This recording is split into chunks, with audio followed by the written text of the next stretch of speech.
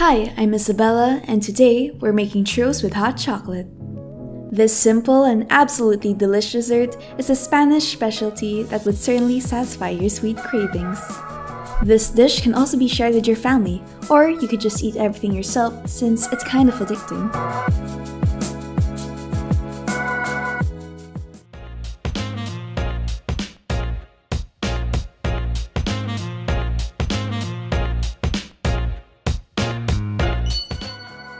For this recipe, we will be needing the following ingredients: 150 milliliters of water, 40 grams of unsalted butter, 110 grams of all-purpose flour, 20 grams of sugar, 2 eggs, an additional 1/4 of a cup of sugar, and a teaspoon of cinnamon for the churros. For the hot chocolate, we will be needing 50 grams of dark chocolate, 25 grams of sugar, 4 grams of cornstarch, and 120 milliliters of milk. Now that we've covered that, let's start making our churro dough. First of all, pour the water, 20 grams of sugar, and butter into a saucepan. After that, let the mixture cook over medium-low heat until the butter fully melts. Once the butter has fully melted and the mixture starts to boil, adjust your heat to low. After that, add in the flour and mix well until a smooth dough forms and the dough stops sticking to the pan. After turning off the heat, place the dough into another bowl and spread it out around the sides. Set the dough aside for 10 minutes to allow it to cool down. Once the dough has cooled down, add in the eggs one at a time. When adding the first egg, it might seem as if the egg and dough can't really come together at the start. Don't panic, since this is normal. Just keep mixing it until it finally comes together.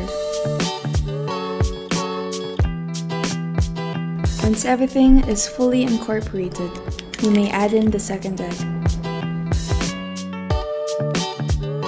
Same as the first time, it will not come together that easily at the start, but if you continue mixing and mixing and mixing, you should end up with something like this. After incorporating everything, add the dough into a strong piping bag.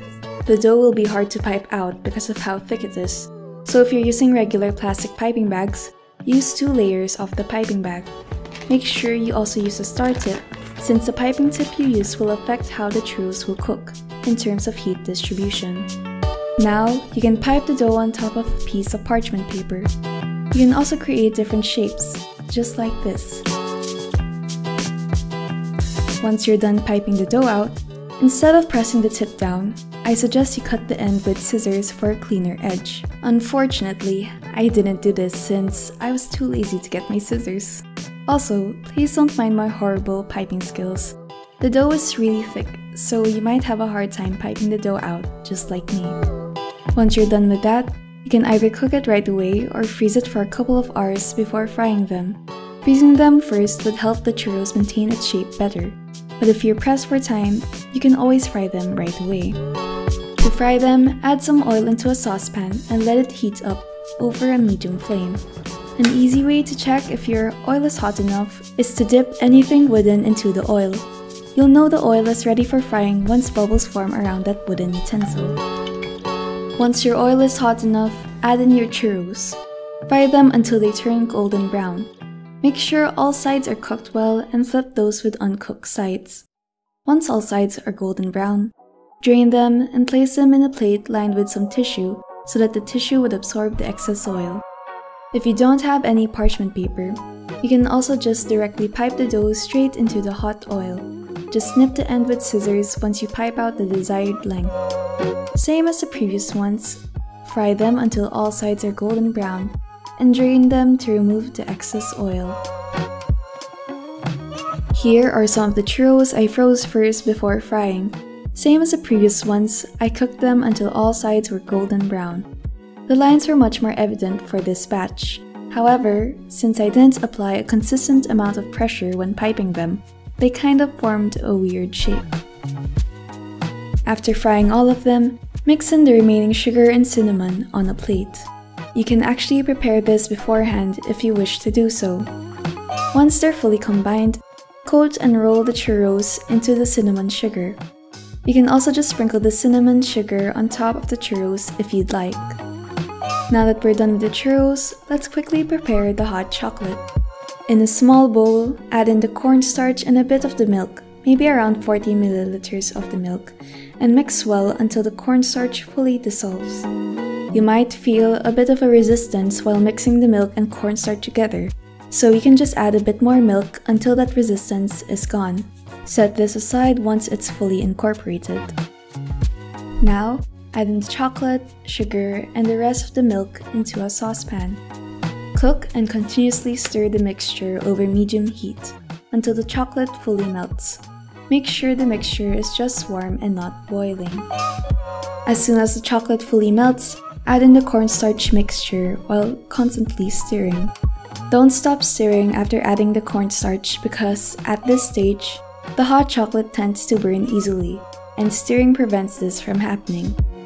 Once the mixture becomes thick and starts to boil, turn off the heat and quickly transfer the hot chocolate to a cup or bowl.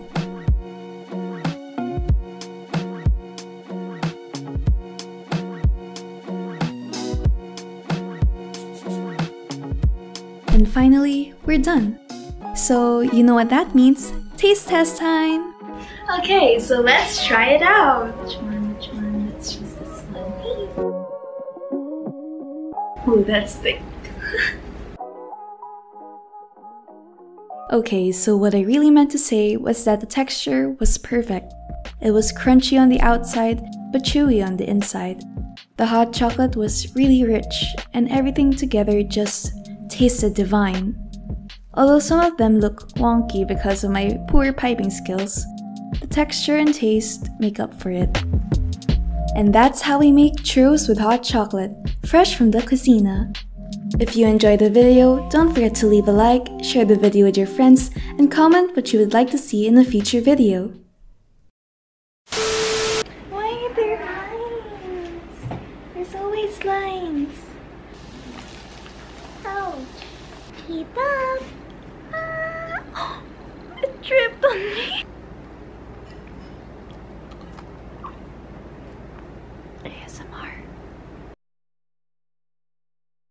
At this rate, I'm gonna eat everything.